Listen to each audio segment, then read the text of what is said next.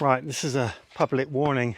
There's going to be a compost obsession moment while I go and look at the temperatures, because they are staggering. Come and have a look at this if you're interested. Well, I don't know if you can see, but there's steam coming out of this little funneled area, which is a good sign.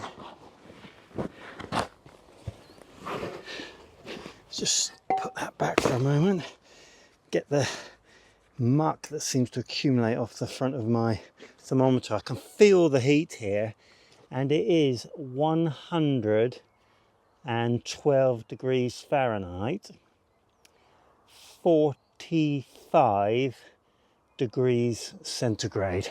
It is absolutely roasting, and there's a red area on here which sort of indicates, you know, too hot for compost, and we're a little way off that, and the temperature is going to drop now for the night. It got down to -2 last night, so it will cool down, but yeah, absolutely stonking and really dipping down because of all that activity that's going on underneath. I've got a new delivery coming tomorrow, and I will be topping this off and topping the bins off along the side as well. Right, enough compost obsession. Let's get on with that levelling.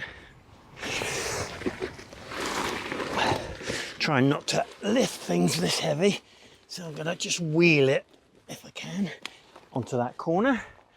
Pull this membrane back.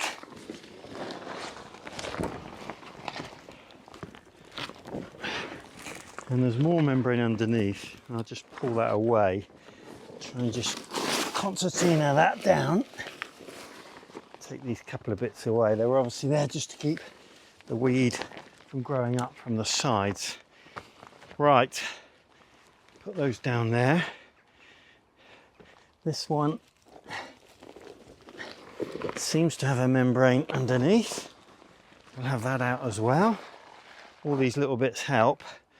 And then it's all about trying to get a level, which for me really is pulling this down there. So I'll get on with it. I've been talking about it for ages.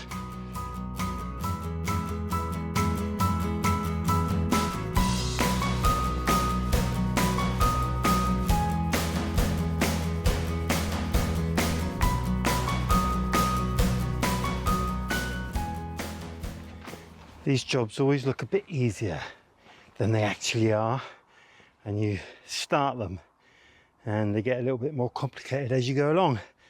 And to level this, I needed to take some height out of the path, which isn't a bad thing. And of course this area is probably an area I've never dug into in the past, and it's full of plastic and bottles and the accumulated rubbish of years, no doubt, probably a dumping ground a long time ago.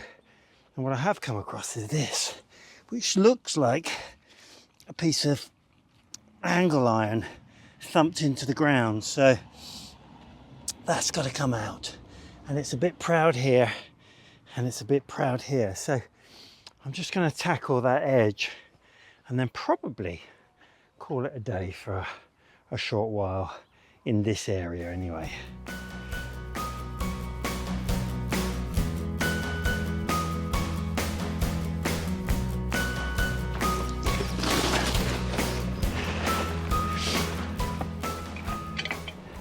Well, that's all worked out pretty well, to be honest. In the end, I buried that because it was so solid, and hitting it with the pickaxe, I turned it over. So better that it's 4 or 5 inches down and buried than me straining my back. So I'm just going to flatten out this last bit here, and then I think I'm going to run this membrane that I've pulled up along the back and just stand the bins or barrels on it and see what I'm playing with. I'm thinking that it'll probably be just fine. I need to fill a lot more in down there, but if I start the barrels up this end, they're not going to go that far, and I'm going to probably end up with the potato pots in the middle there, which would be absolutely fine. I've got some overlap from this membrane, so all I'm going to do is get it edged up. I'll worry about the path and what's needed there in due course, because I've got plenty of time for that. Right, this is double folded and very good membrane, very dense. What I would consider a high GSM, grams per square metre, and that's always a good gauge for whether it's going to keep the weeds suppressed.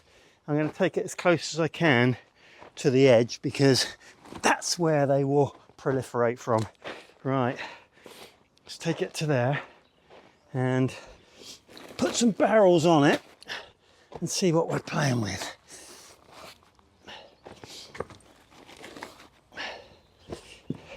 Right, I'm going to let this overlap come back over it now, which will hold it in place nicely.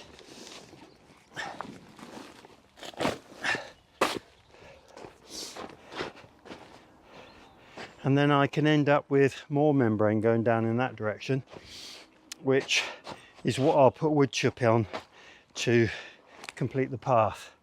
I've actually got a fairly long bit here, so I might just drag it up so that I can see what I'm playing with. Okay, so this is the bit with holes in, which might not be a brilliant idea. Right, I'll faff around.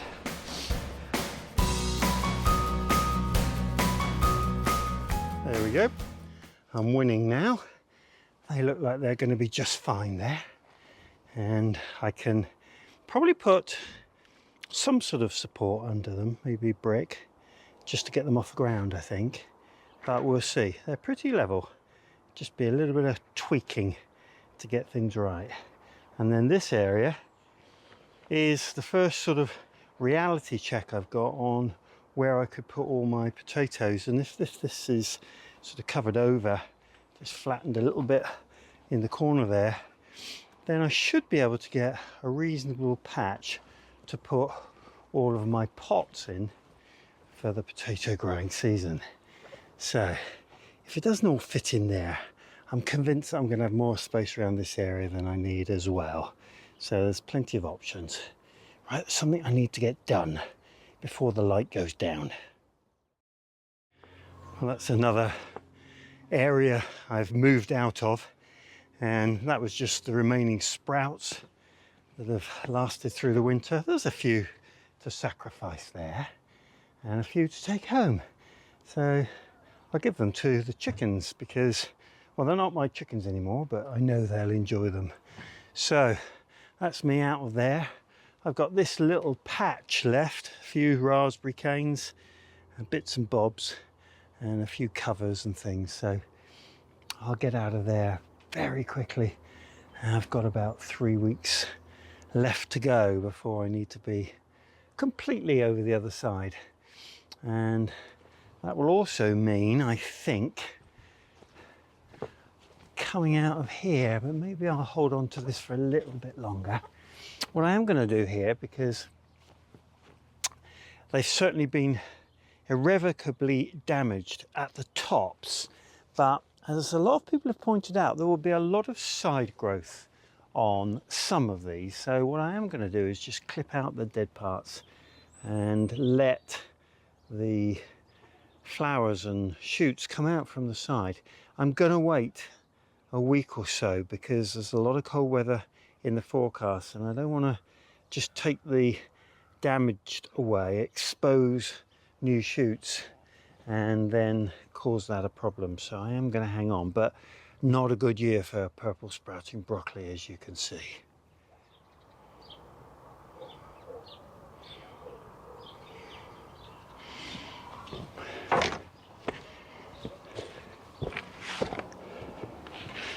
Well, the sun is starting to set now. It'll soon be down over the edge of the mountain, and then it really will cool down. I'm going to put these with my other canes, which are behind the water tanks, and I think that'll be it for today. And in the morning, big delivery of manure. And I'm thinking it's going to be cold tomorrow morning, and when I take these covers off, I should see the steam rise. I'm looking forward to that. Until tomorrow.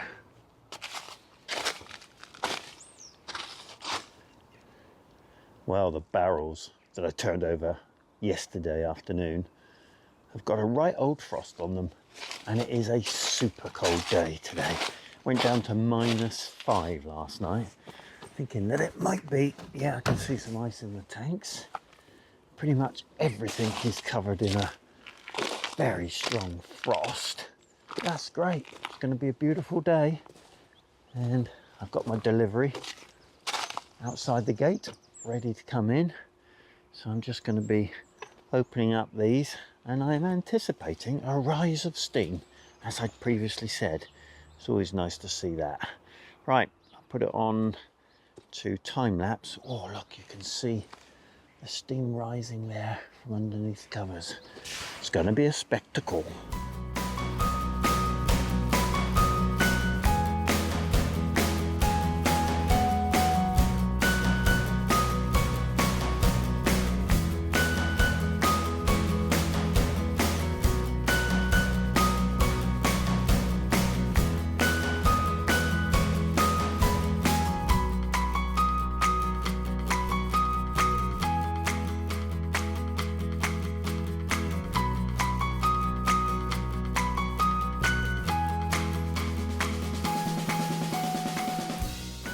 There she blows.